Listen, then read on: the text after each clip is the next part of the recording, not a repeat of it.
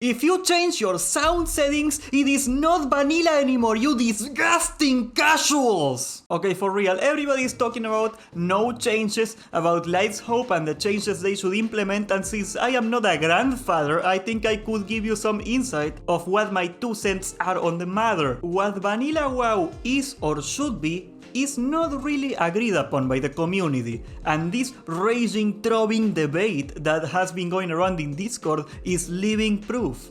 Okay, so what do I think Vanilla WoW is? I am gonna read to you my Vanilla WoW manifesto. Okay, I got it written down. Vanilla WoW is a MMO that's centered in the overworld. It is community driven, there is cosmetic progression and there is power progression, and neither is corrupted by money.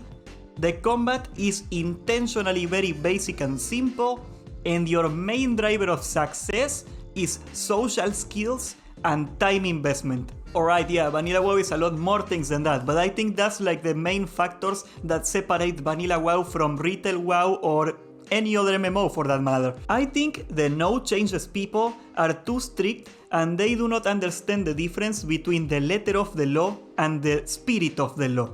I think to preserve the spirit of what Vanilla WoW is, some changes are going to be necessary. I mean, come on, if literally copy-pasting the 2004 experience give us the real Vanilla WoW, why aren't you playing on a trackball mouse with a freaking CRT monitor, you casual? Let me give you some examples. For example, I think bosses should be buffed to retain the challenge of the original raiding scene back before the meta was solved and people were worse at the game. I think the natural vanilla values that we had in Classic are living proof that the game on its own is too easy. I think most people would actually agree on that one, but I want even more changes. I wanna remove mage farming in dungeons completely. I think it hurts the economy because it prints too much gold, and I also think it gets people away from the overworld, which is also bad for the community. I don't want to allow world buffs on a raid up until about a month after it comes out. I don't want world buffs on progression. I think it also contaminates the challenge. And the reason I do want world buffs after a raid comes out after about a month,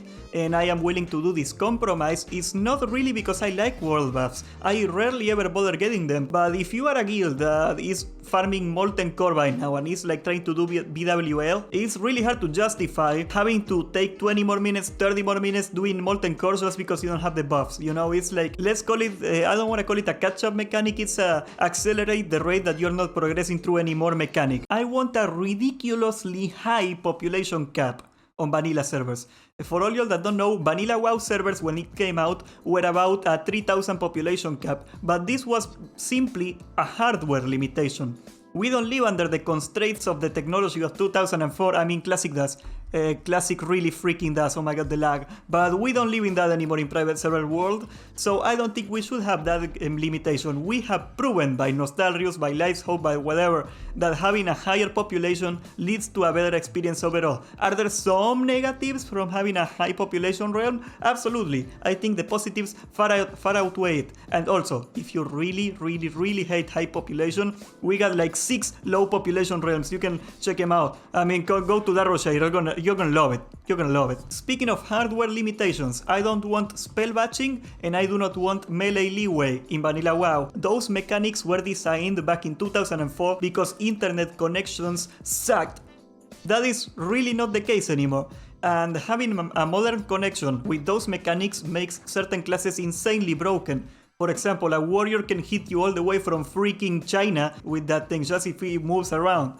And I think it doesn't really make any sense anymore. Just because it was in 2004 it doesn't mean it works. I understand back at launch you were allowed to do 15-man Ubers and you were allowed to do 10-man Stratholm. I simply do not believe it's worth having it anymore. It trivializes the challenge even more. You can easily clear through Stratholm on pre-raid base. By the way, like most people don't understand this.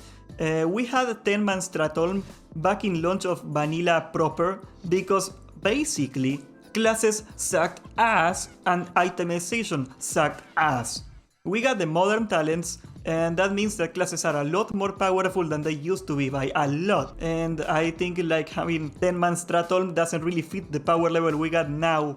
in Classic, even at launch.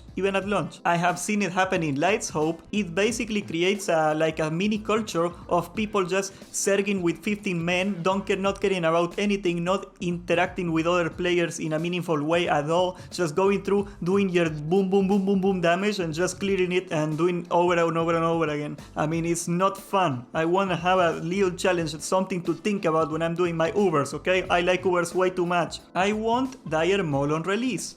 Dire Maul, for all you that don't know, came out about 4 months after WoW proper came out, because no other reason that Dire Maul was not ready. Blizzard was really hurrying to get WoW on the 2004 Christmas season in October. I think November it came out. Anyway, they simply could not make it with Dire Maul and they had to release it later. I don't see any reason to not have it on launch. Simply put, most people were not even 60 when it came out. I don't care what you think about being a vanilla purist. I don't want to have content being held hostage for no other reason than, you know, praying to Daddy Blizzard. To play devil's advocate for a little minute, you could claim that Dire Maul's items trivialize Molten Core. To that, let's be fair, they make Molten Core a little easier.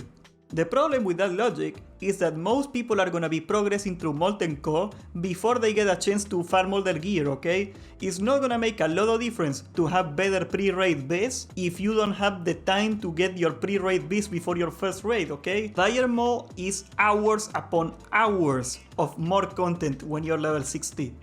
I do not wanna give it away. Molten Core loot is better than Dire Maul loot anyway. If you gate it, by the time Dire Maul loot comes out, it's gonna be worthless. I do not want a cooldown on Onyxia's head. This is for 2 reasons. First of all, I think it enables sabotaging between guilds, because, you know, back in the day, people would like coordinate in Classic to like get all the guilds to be in Orgrimmar or Stormwind at the same time as they drop the head. What really happens is that one douchebag drops it without telling anybody to sabotage all the other guilds. It happens a lot, and I get it, to be fair. The Onyxia head teaches all the guilds in the server to coordinate in an ideal scenario, you know, in a communist utopia, and it kinda helps when they are doing world buffs, but in reality I think negatives far outweigh the positives. And the second reason, and this is perhaps the most important, is Lighsthope is gonna be a global server. We're gonna have the Chinese, we're gonna have the Russians, we're gonna have the Western people all crowded into one place, the South Americans too. Oh my god, the team representing West Coast, and that really means something in particular. How the hell do you expect to coordinate with the Chinese? Let's be real, guys. And speaking of communist utopia, I'm gonna drop you my communist utopia. Let's drop it. I want a Chronoboon in Lighsthope. Hear me out, I got a good reason, I promise. Vanilla WoW's economy is unbalanced as shit. It's really bad. It naturally will always lead to hyperinflation. The only way to fix hyperinflation in an MMO is by having a gold sink. Most of the inflation in WoW comes from hardcore players that keep farming gold for the raids. When they grab gold and they spend it on the auction house to buy gear or mats for consumables or whatever, that gold gets dropped into the economy, and that's how inflation happens. Okay, here's my proposal. We make the Chrono Boost cost 30 to 50 gold per pop every time they wanna use it. And that way we get to delete a lot of gold from the very hardcore players that cause the inflation to ruin the economy. And you may be saying, why are you punishing hardcore players? No, not at all. I am rewarding them. They get to keep their world buffs and still play the game. They are gonna be really happy when this change. And every normal player, casual or like that raider or whatever, is gonna also be happy because the economy is a lot healthier. And really guys, what the hell does it cost you to have some neckbeard keep his world buffs for the raid so he can parse? The only people that really care about world buffs is classic candies that really like doing parses. If they get it a little easier, why the frick do you care? And if you don't like paying 50 gold for world buffs, you can either not get them, or even better, you can go get them whenever you're close to the raid, like everybody else was doing in Classic already. I really don't get why people would disagree with this change, aside from some, I don't know, Puritan Protestant ideals that I don't understand. And honestly guys, if you're seeing a reason not to have this change that I don't, I would love to hear it in the comments. I personally don't think the slippery slope argument works with private servers because they are not Blizzard, simple as. Honestly, I don't see how anybody loses with this change. Anyways guys, thanks for watching, subscribe, join the Discord for Whitekidney Fresh, I'm gonna leave it in the description or in a pinned comment or something, and check out the Autistic Not Fresh t-shirt. If you wanna show up your autism to everybody around you, this is your t-shirt.